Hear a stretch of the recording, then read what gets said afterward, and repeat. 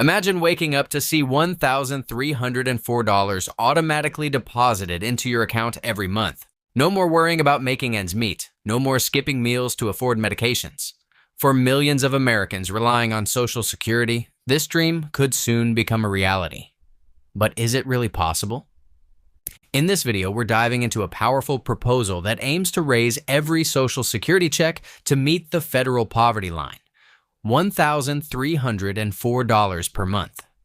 We'll explore what this means for current and future retirees, the key ideas behind the plan, and whether the numbers actually add up.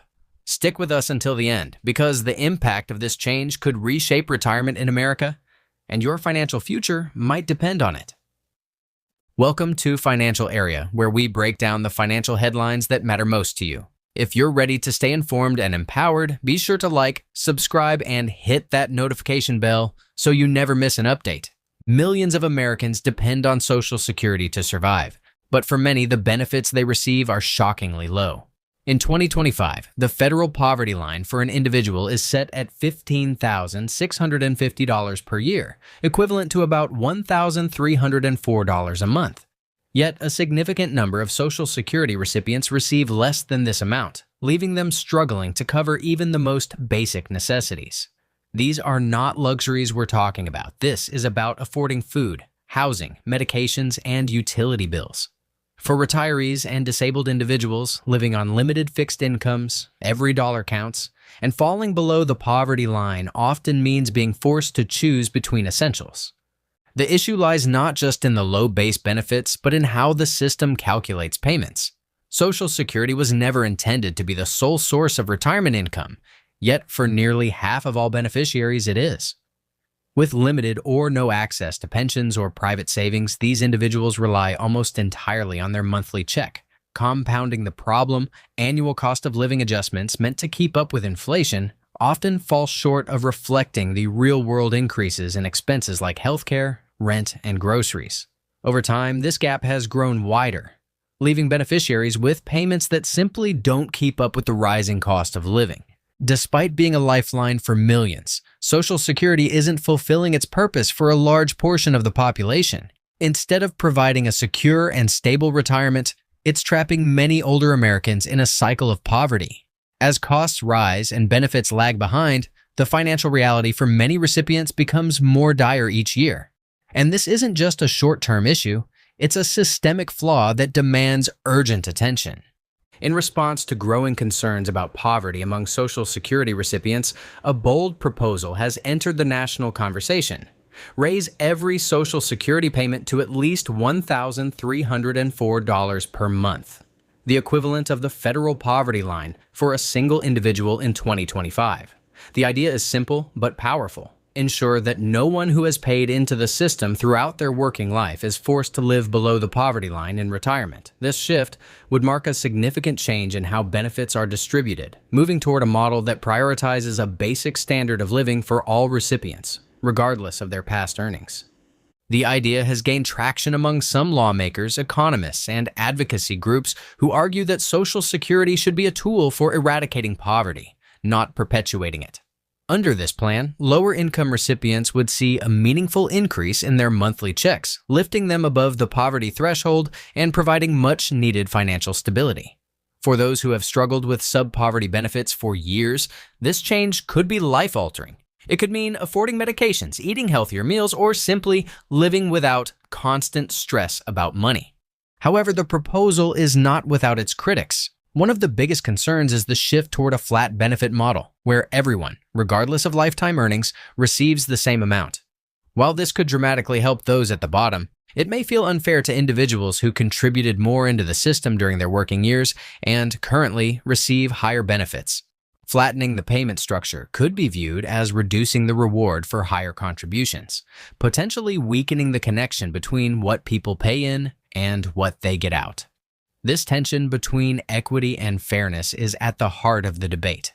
Supporters of the $1,304 for all proposal acknowledge these concerns, but argue that the moral imperative to eliminate senior poverty outweighs the potential downsides.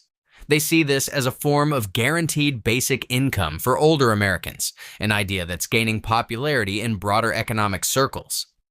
Still, implementing such a major shift in benefit distribution would require both political will and a willingness to rethink long-standing principles within the Social Security program. Turning the idea of $1,304 monthly Social Security checks into a reality requires more than just good intentions. It demands a clear and sustainable plan for funding. The current Social Security Trust Fund already faces long-term solvency issues, with projections suggesting it could be depleted in the coming decades if no changes are made. Increasing benefits across the board would only accelerate that timeline unless new revenue sources or cost-saving strategies are introduced. This raises the critical question: where will the money come from? One of the most talked about solutions involves adjusting the payroll tax cap. Currently, only earnings up to a certain limit are subject to Social Security taxes. Raising or eliminating that cap could bring in significantly more revenue, particularly from higher income earners who currently pay a much smaller share of their income into the system. Another idea gaining traction is improving how the Social Security Trust Fund is invested. Right now, the fund is restricted to low-risk, low-return Treasury securities. Advocates argue that diversifying into higher-yield investments, much like private pension funds do, could generate more income and reduce the need for higher taxes. Despite the possibilities, political gridlock remains a major obstacle.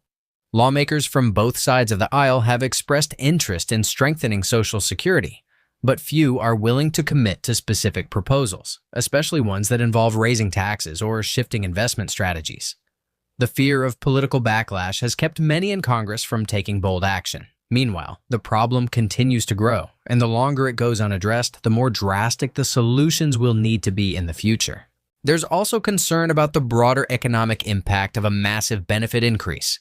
Critics warn that injecting billions of dollars into the Social Security system without careful planning could increase the national debt or crowd out funding for other essential programs.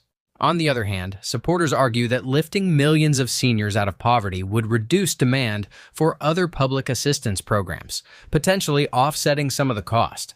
The challenge lies in finding the right balance, ensuring the program remains solvent, fair, and responsive to the real needs of its recipients without triggering unintended consequences elsewhere in the economy.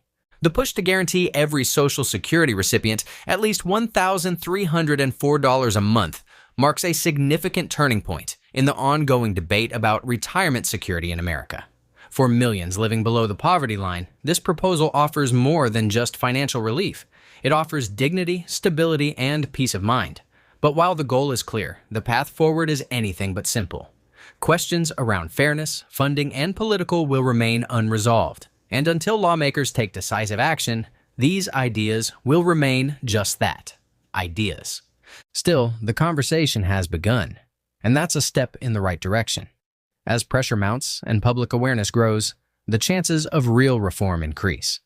Whether or not this exact proposal becomes law, one thing is undeniable. The current system isn't working for everyone, and change is no longer a question of if, but when. Thanks for watching Financial Area. If you found this breakdown helpful, don't forget to like, subscribe, and turn on notifications so you're always in the loop on the latest financial updates. Your support helps us continue bringing you the facts that matter.